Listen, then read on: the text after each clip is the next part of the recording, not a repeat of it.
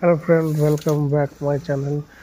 তো দেখতে পাচ্ছ সকাল সকাল ভাত চাপিয়ে দেওয়া হয়েছে আর আমরা আছি আমাদের টেন্ট বা ক্যাম্পে। দেখছো অনেকগুলো মধু রাখা আছে, তাই বাড়ি যাইনি। আর আজ আমাদের লাস্ট কালেকশন, তাই খুব সকালে রান্না বসেছি। আর আজ রান্না করব কাতলা মাছের পাতলা ঝোল।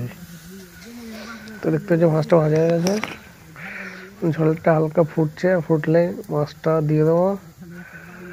আর কিছুক্ষণের মধ্যে আমাদের ঝোলটা ফুটে যাবে। আর ঝোল ফুটতে ফুটতে আমাদের কাকা ঝোল ফোটার অপেক্ষায় রয়েছি, তাই একজন আমাদের থালাগুলো ধুয়ে নিচ্ছে।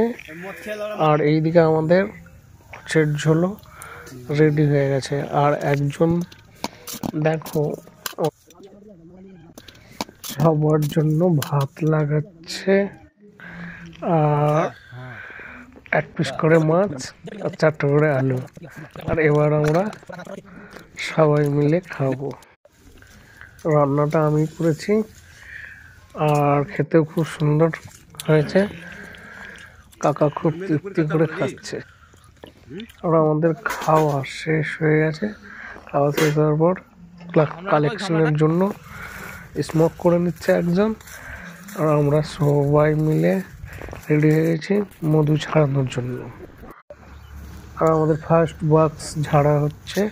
তো দেখো তোমরা, আমাদের কালেকশন হচ্ছে 20 দিন পর কালেকশন হচ্ছে। ফার্স্ট বক্স ঝেড়ে একজন নিয়ে আসবে। আর আজ আমার ডিউটি পড়েছে মশারির ভিতরে মধুর মেশিন ঘোরানোর জন্য।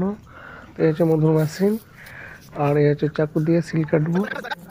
আর ফার্স্ট বক্সের ফার্স্ট চাক নিয়ে চলে এসেছে আমার কাছে। আমি এইগুলো মেশিনের মধ্যে ভরে দিয়ে মেশিনটা ঘোরাতে থাকবো। আর আমাদের ফার্স্ট ঢালা হয়ে গেছে, আর একবার ঢাললে 2 বালতি মধু হয়।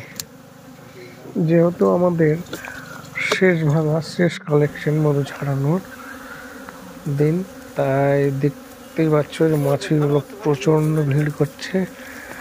আর আমি মশারির ভেতরে, আমাদের এক ঢালা হয়ে গেছে। দেখি কতক্ষণ কাজ করা যায়, যেহেতু প্রচুর ভিড়, আর ভিড় হলে কাজ করা যায় না। তাই আমাদের ব্লগ ভিডিওটা এইখানেই শেষ করছি। ভালো থেকো।